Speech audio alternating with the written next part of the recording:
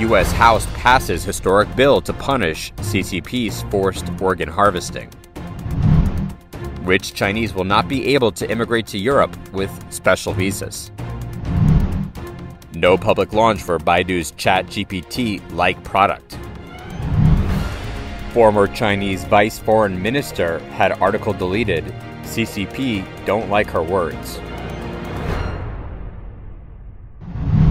In a historic move, the U.S. House of Representatives passed a bill on March 27 to punish the Chinese regime for its brutal practice of forced organ harvesting from prisoners of conscience.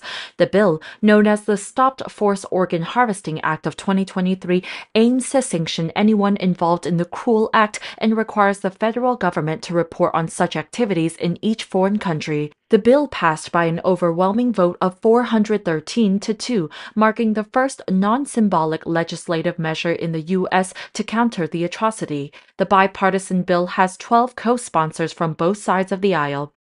The bill's principal sponsor, Representative Chris Smith from New Jersey, said that forced organ harvesting is an atrocity, a crime against humanity, and a war crime, and that those who willingly engage in it will be held responsible. Congressman Chris Smith emphasized the significance of the sanctions outlined in the legislation for those involved in forced organ harvesting, including those who receive the organs, a civil penalty of up to $250,000 and a criminal penalty of up to $1 million and 20 years in prison. The bill targets the Chinese regimes as the primary perpetrator of forced organ harvesting, a practice that involves killing prisoners of conscience, mainly Falun Gong practitioners, and extracting their organs for transplant without their consent. Falun Gong is a spiritual practice that teaches the principles of truthfulness, compassion, and tolerance that has been persecuted by the Chinese Communist Party since 1999. In March 2020, the UK-based Tribune Independent Tribunal of Forced Organ Harvesting from Prisoners of Conscience in China issued its final judgment, concluding that forced organ harvesting has been committed for years throughout China on a significant scale, and that Falun Gong practitioners have been one and probably the main source of organ supply. According to independent investigations, the CCP has been conducting a large-scale and systematic organ trade that generates billions of dollars in revenue for the regime and its collaborators. The demand for organs far exceeds the supply from voluntary donors, creating a lucrative market from illegal sources. The bill seeks to expose and deter this horrific crime by imposing visa denials and asset freezes on individuals and entities involved in forced organ harvesting. The bill has received bipartisan support from lawmakers and human rights advocates who praised it as a significant step to hold the Chinese regime accountable for its human rights violations. The bill's companion version in the Senate is led by Senators Tom Cotton and Chris Coons and has more than a dozen co-sponsors. Many survivors of the CCP's persecution who had escaped to America for refuge also welcomed the bill's passage. Han Yu, a Falun Gong practitioner tortured and blood-tested in a Chinese labor camp, said she was grateful for the U.S. lawmakers' efforts to stop the CCP's atrocities. She hopes more people will learn about the truth of forced organ harvesting and help end this evil practice. Around the world, countries such as Israel, Italy, Spain, Taiwan have banned organ transplant tourism. Multiple lawmaking bodies, including U.S. Congress and the European Parliament, have passed symbolic resolutions condemning the forced organ harvesting but have yet to adopt legislative means. The doors to Europe, for decades wide open for Chinese citizens with money, are now closing. As of March 16th, Portugal announced it is ending golden visas for foreign nationals. Golden visas were the most accessible visas to enter Europe from Portugal. With an investment of US $500,000, a foreigner could buy a house and be entitled to Portuguese residency with only 35 days of stay in the country. Since its implementation, Portugal's golden visa program has injected more than 6.8 billion euros. According to the Portuguese Prime Minister, speculation in real estate prices is one reason for suspending the program. 2 days before the Portuguese government's announcement, Ireland abruptly cancelled its immigrant investor program. In addition, 6 European countries have suspended the golden visa program, or are in the process of suspending it: Portugal, Ireland, Latvia, the United Kingdom, Greece, and Spain. These countries attracted more than 1 billion euros in investment through golden visas by the end of 2021. according to Ireland's Immigration Investment Program. Greece announced that it would change the required investments for golden visas from $270,000 to $540,000 in some areas starting in May. While in Spain, Mas País, a left-wing party, introduced a bill in mid-February that would abolish the practice of obtaining a residence permit by only buying a property worth more than $540,000. Golden visas began to be granted in several European countries in 2009. The economic crisis that plagued the region at the time prompted this measure. These visas were given to wealthy individuals, real estate investors, equity investors, and business starters. With an average investment of 500,000 euros, a foreigner could access the golden visa, travel freely throughout the Schengen zone, and live and work in all European Union countries. In March 2022, the European Parliament voted in favor of total cancellation of golden visas in Europe as of 2025. These golden visas were intended for all foreign nationals. However, most participants were Chinese nationals. In Ireland, 97% of foreigners accessing these visas were Chinese nationals. In Greece, 63% of applicants were also Chinese. Li Yinming, a China expert based in Japan, told the US-based The Epoch Times that wealthy Chinese are buying foreign passports and taking their money out of China because the Chinese Communist Party, the CCP, itself started out as a criminal, stealing money from the people. Although the CCP now has a form of government, it still acts the same way.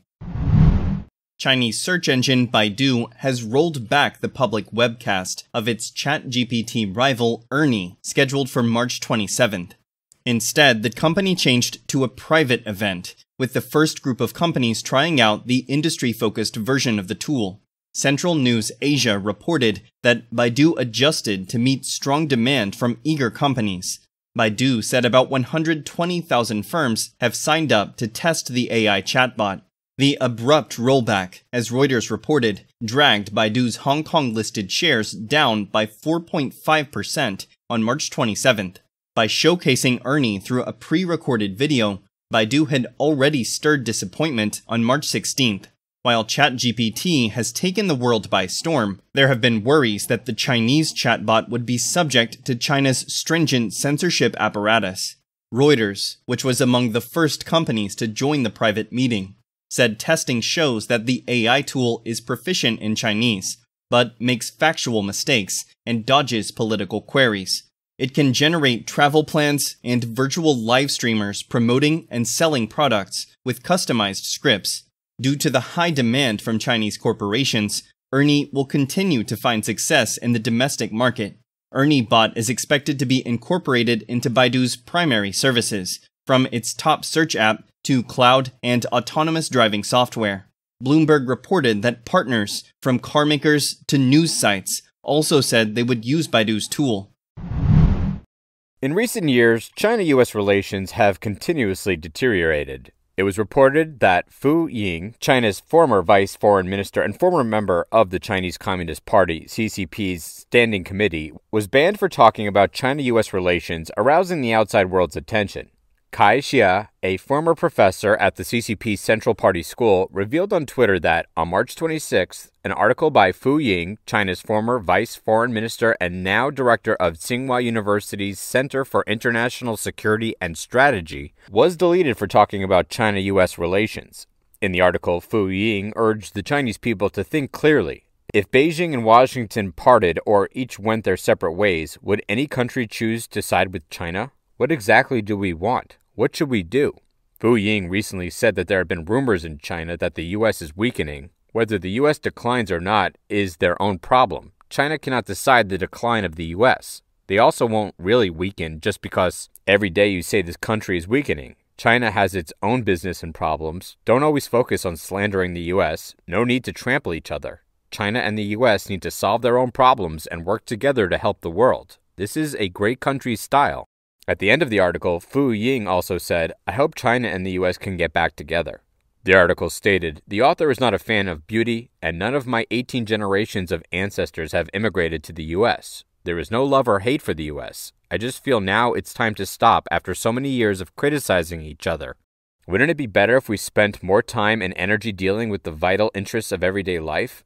it's understandable that the mainstream media mocks the old beauty year after year. This is the responsibility of the person who directs public opinion. But if someone expresses some objective opinion about the U.S., they will immediately be criticized. Is this necessary? This article was deleted shortly after it was published, and Wu Ying's WeChat account now shows this content cannot be viewed due to violation. In this regard, some netizens believe Fu Ying is a real diplomat with a sober mind. Fu Ying's words are very delicate. She understands everything. Those who stand up to speak the truth now are patriots. Some netizens said, the CCP doesn't listen to any human words. This question is the answer. Anyone who tells the truth will be banned.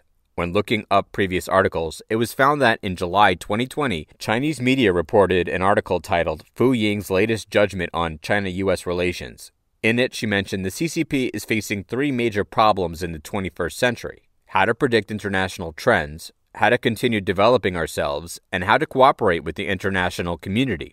According to China's Ministry of Foreign Affairs website, Fu Ying is a Mongolian national. She was a member of the 12th National People's Congress Standing Committee and chairman of the Foreign Affairs Committee of the National People's Congress. She has successively served as Ambassador Extraordinary and Plenipotentiary to the Philippines, Australia, and the United Kingdom. She was China's first female ethnic minority ambassador. In addition, she held other positions such as a member of the 13th National People's Congress's Standing Committee, Deputy Chairman of Foreign Affairs Committee of the National People's Congress, and Chief Expert of the Global Strategy Center of the Chinese Academy of Social Sciences.